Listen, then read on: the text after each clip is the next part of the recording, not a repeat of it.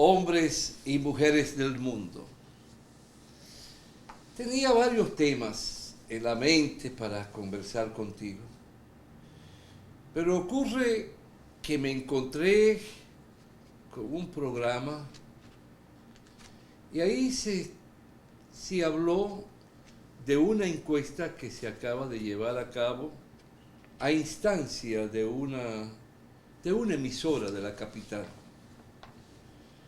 Entonces, esa emisora estuvo presente el representante de la Galo, un hijo, mejor dicho, de quien preside la Galo en República Dominicana, que es el señor Rafael Acevedo.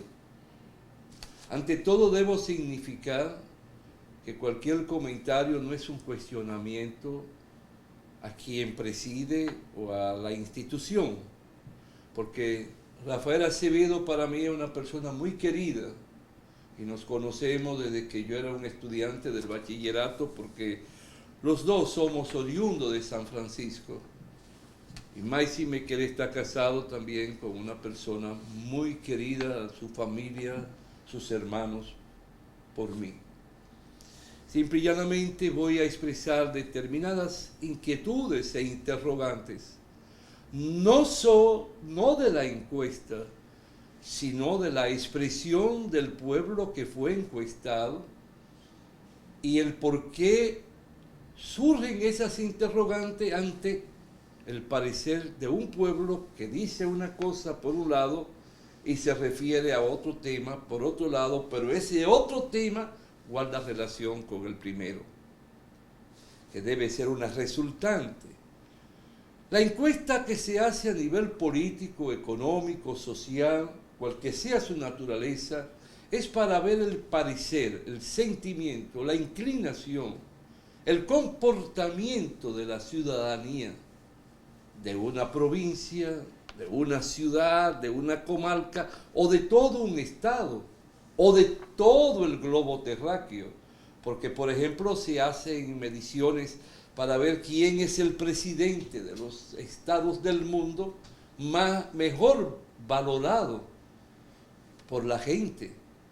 Están interpelando a un dominicano de un presidente de la India, de México, de los Estados Unidos, o sea que podemos opinar a través de una encuesta, pero se elige siempre un porcentaje muy íntimo en lo que concierne la cantidad de personas, por ejemplo, 1000 y pico de personas, para ver el denominador común de las diferentes religiones, creencias, posiciones políticas, partidistas, con partido, sin partido. Entonces, la encuesta reúne todos esos datos y busca el porcentaje del parecer sobre cada pregunta. Veamos nosotros, la Gallup Dominicana, una encuestadora reconocida internacionalmente, nosotros somos aquí, podría decirse, una filial de la Gallup. Ahora mismo en Ecuador, la Gallup Latinoamericana, que es la misma, fue la encuestadora que más cerca estuvo del porcentaje que recibieron cada uno de los candidatos. Veamos. Se pregunta, ¿cómo calificaría usted su situación económica personal? El 9.5% dice muy mala. El 35.5% dice mala. Estamos hablando ya de un 45% que considera que la situación económica personal de cada hombre y mujer de nuestro pueblo es mala. ¿Por qué? Porque hay un 32.2% que dice que no es mala ni es buena. Entonces debiéramos sumársela al 45% y estaríamos hablando de un 77% que dice que su economía personal no anda bien. Solo un 19% dice que está buena y un 3.2% dice que es muy buena. Ya vemos cómo pensamos en nuestra economía. Una pregunta dice, sobre el futuro de la República Dominicana, ¿lo ve usted con esperanza o con preocupación? Con esperanza, solo un 31% de la población encuestada dijo que se sentía con esperanza, pero un 67.8% dice que no tiene esperanza porque está preocupado por lo que está ocurriendo en el país y por el futuro del país. Así está pensando la población, porque ese porcentaje de 1,000 y pico de personas es en lo micro, se constituye en lo macro, en los 11 millones y pico de la población. Por ejemplo, entonces aquello que tú encuentras de incertidumbre, que tú encuentras que tu economía no va muy bien, cuando te preguntan cómo valora la gestión del presidente de la República, entonces la población dice un 46.8% que es buena. Pero hay un 40.3% que dice que es mala. Ahora veamos. Si el 9.2% dice que es regular, ni mala ni buena, pero tú se lo llevas a buena, te está subiendo a un 50 y pico por ciento la aceptación. Pero si se la lleva a mala, te está subiendo a un 50% casi. Entonces, ¿cómo el presidente y el gobierno puede estar siendo valorado en base a un 50%? Y ya tú dices que la economía personal tuya es mala. Y tú dices en un porcentaje muy elevado que tú no le ves esperanza al futuro del pueblo. Eso tiene que ver con los 4 años y 7 meses que lleva este gobierno. Esa es la parte que yo quisiera comprender. ¿Por qué si tú no tienes esperanza para tu país? ¿Por qué si tú no te sientes bien económicamente? Entonces tú vienes y determinas que está conforme con lo otro. Y cuando tú dices que la corrupción sigue por su mismo fuero, tan mala, tan perversa como en el pasado, entonces ¿cómo tú puedes señalar en un porcentaje alto que este gobierno está siendo transparente y preocupado cuando está latente la corrupción de Estado como ocurrió en el pasado? Donde hubo negligencia, donde hubo imprudencia, donde hubo también falta de respeto de los gobernantes a su pueblo, porque el solo hecho de cerrar los ojos ante una situación adicional de corrupción es el desleal o faltarle el respeto a su pueblo. Y pasó en el pasado, y tú consideras que sigue alta la corrupción, entonces está ocurriendo lo mismo con este gobierno. Me gustaría un día que alguien me analice el por qué se da esa diferencia, que yo valoro bien quien está siendo artífice de que la economía siga mala, que yo pierda la esperanza hacia el futuro de mi pueblo. Fíjate, ya vimos la encuesta, dejémosla de lado. Ahora hablemos tú y yo, hombre y mujer del pueblo y del mundo, pero en mi país en particular. La pregunta es, ¿qué haces tú por una transformación de la patria? ¿Qué tú escuchas? ¿Qué fuente tú buscas para educarte? La fuente donde está el chisme, que fulano de tal es homosexual, que fulana de tal es lesbiana, que fulana de tal está preñada del hijo de un político o de un gran empresario.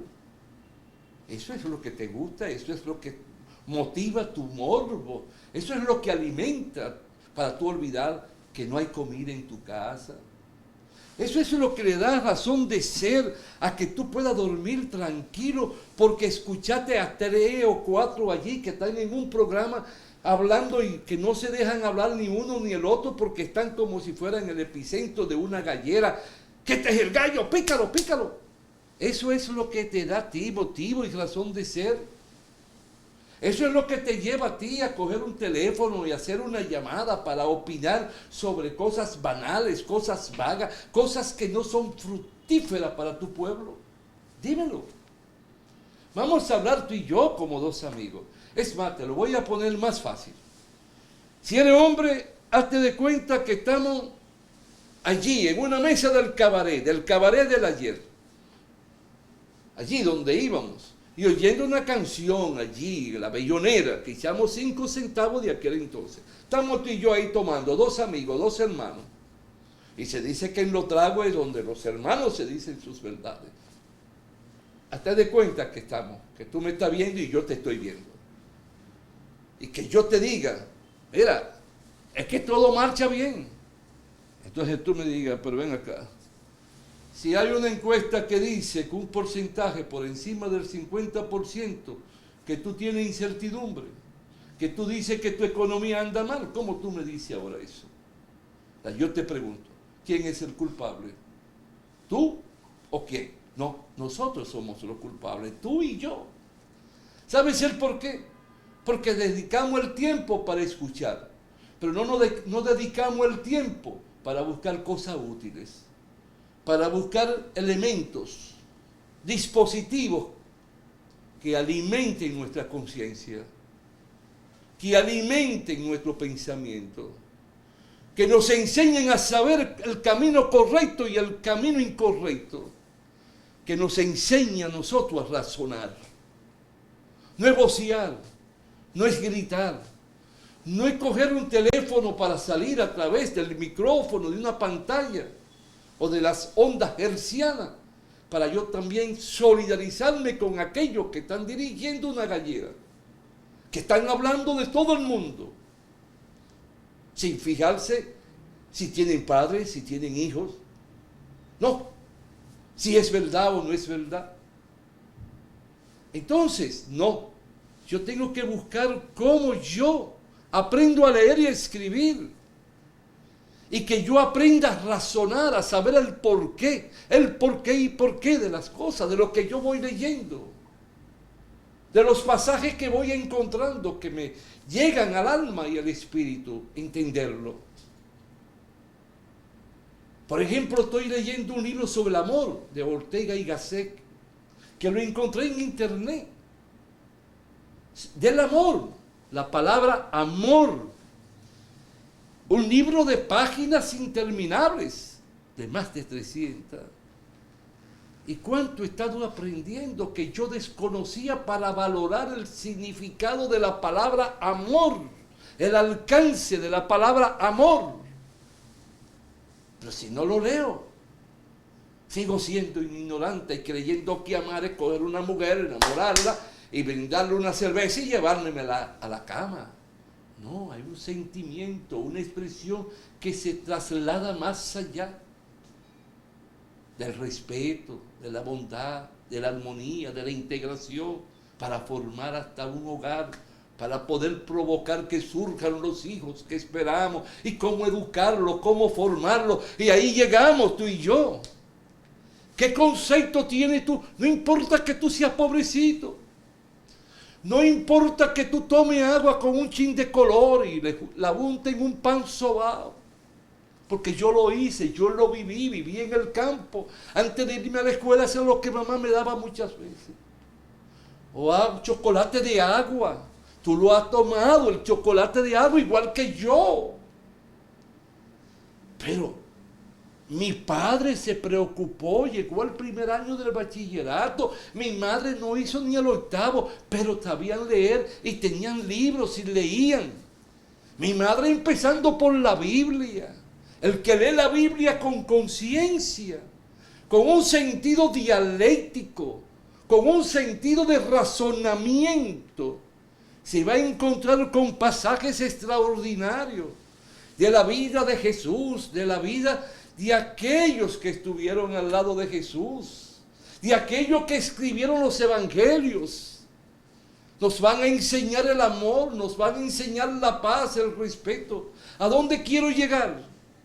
Que en el barrio, en los campos, tenemos que provocar igual que en el pasado, pequeños encuentros entre los vecinos, hablarnos, comunicarnos, transmitirnos lo que pensamos, buscar cómo le damos razón de ser a la vida, a través de leer entre todos, cómo compartir lo que vamos leyendo y entre todo irlo analizando y viendo cómo pensamos y poder hacer una conjugación, una síntesis para poder unificar de un libro. Involucramos a nuestros hijos, involucramos a nuestras compañeras o compañeros, involucramos al vecino y la vecina.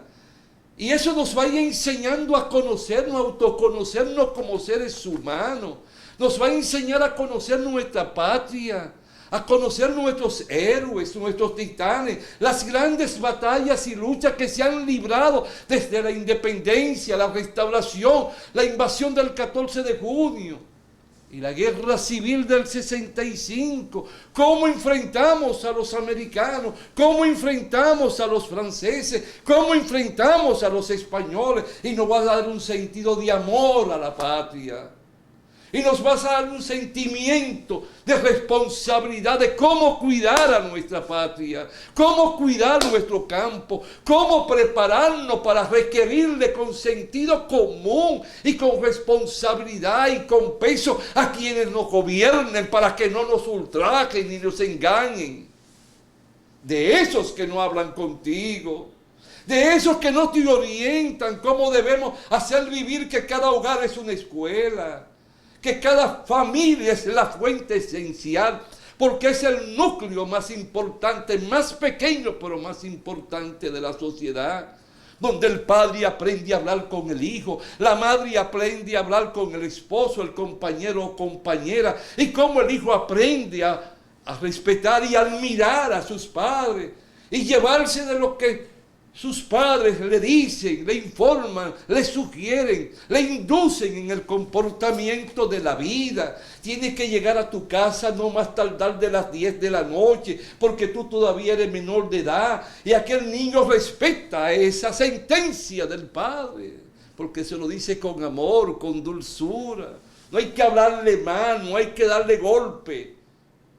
Algunas veces hay que ser fuerte, pero siempre con dulzura al mismo tiempo, llevándole el mensaje. Fíjate lo que te quiero transmitir. Y en el barrio, en el paraje, que surja la unidad a través de asociaciones campesinas, asociaciones barriales, donde surja también que los muchachos se reúnan para encontrar quien lo organice, para formar un cuerpo de teatro, para formar un pequeño coro. Eso no necesita ser rico ni pobre, no te lo va a dar el gobierno porque no están pensando en ti. Solo piensan en ti cuando van a buscar tu voto. Pero después, ¿quién ha ido a tu barrio a formar una escuela a nombre del Estado, a nombre del gobierno, dirigida por el gobierno, para buscarte el profesor o los profesores y profesoras para que te enseñen música, te enseñen a tocar los instrumentos, te enseñen a solfear, te enseñen a leer música, a sentirla, sin saber que tú podrás ser mañana si te enseñamos y te vamos ilustrando, instruyendo y guiando una persona que sea dueño de una voz extraordinaria, un gran tenor, un gran cantante, un gran trompetista, que toque lindo el bandoneón, la guitarra, la trompeta, todo. Pero tenemos que enseñarte. Pero como no te llega, tú tienes que aprender a tener conciencia, a luchar por eso. Eso es lo que tú y yo tenemos que hablar y tú comprender. No estamos tomando el trago. Es más, mira, llegó una muchachona, se sentó con nosotros. Entonces hay que brindarle un refresco. No, ella quiere un vasito de cerveza, tiene el derecho. Pero ella se integra a la conversación.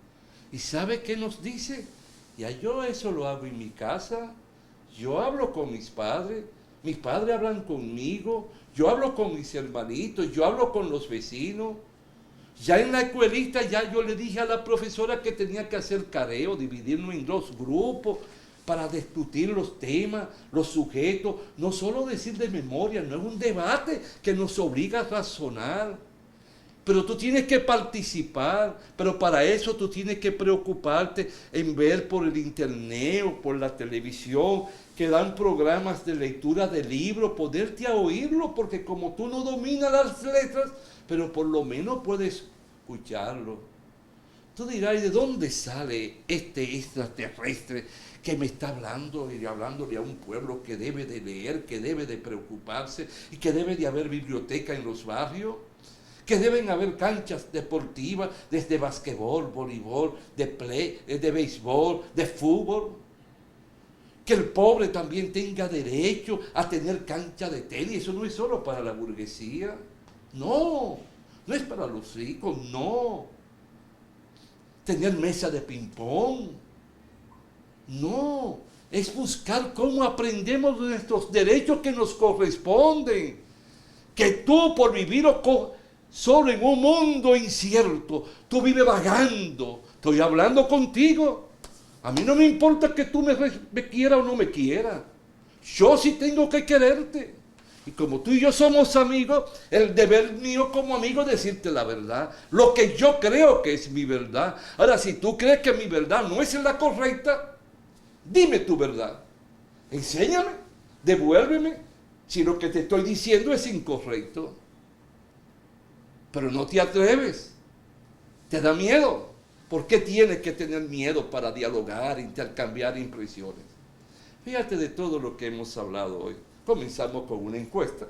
Y esa encuesta me dice a mí que los resultados finales es que tú no estás comprendiendo. Porque tú no sabes por qué tú andas mal.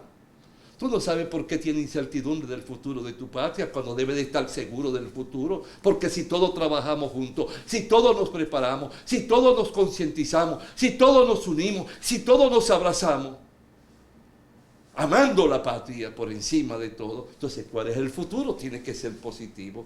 Pero tú no tienes quien te hable. Ahí está el problema. Entonces tú tienes que exigirle que te hablen, que te orienten, que te eduquen. ¿Estamos de acuerdo?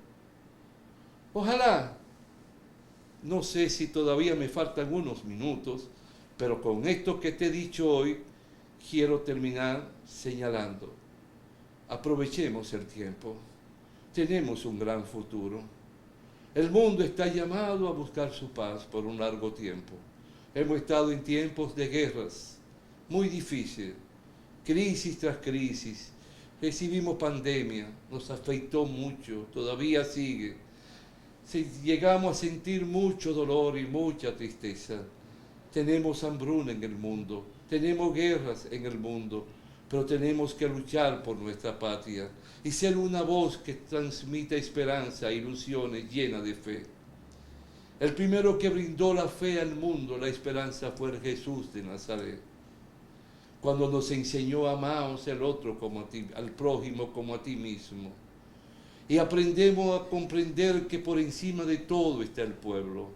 Y aprendemos a comprender que tiene que haber una lucha con un plan, pero primero los pobres para bien de todos. Si somos capaces de comprender y de caminar abrazados, de intercambiar, de intercomunicarnos y de provocar que aquellos que tienen programas puedan cambiar su esquema y no busquen un ranking solo por todas las cosas que digan que no tienen esencia ni fuerza para inspirar y motivar la razón moral, entonces nosotros vamos a avanzar. El destino de mi país está en tus manos. El accionar de mi país está en tu conciencia. Pon tus manos y pon tu conciencia a agarrarse con tus piernas, con tu cerebro, a funcionar, y tú verás que habrá una patria segura para nuestros hijos, nuestros nietos y bisnietos y descendientes eternamente. Es nuestro deber sembrar la tierra, cosechar la conciencia, cultivar el alma y el espíritu para el bien de los que no han llegado. Hasta la próxima, si Dios quiere, hombres y mujeres del mundo.